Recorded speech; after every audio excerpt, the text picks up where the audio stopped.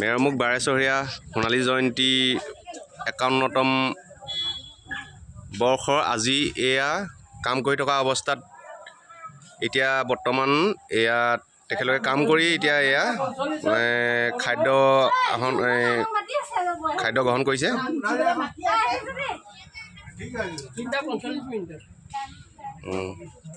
চবৰ চেহেৰাটো ধুনীয়াকৈ উঠাই দিছোঁ বাৰু, চিন্তা কৰিব নালাগে দেই।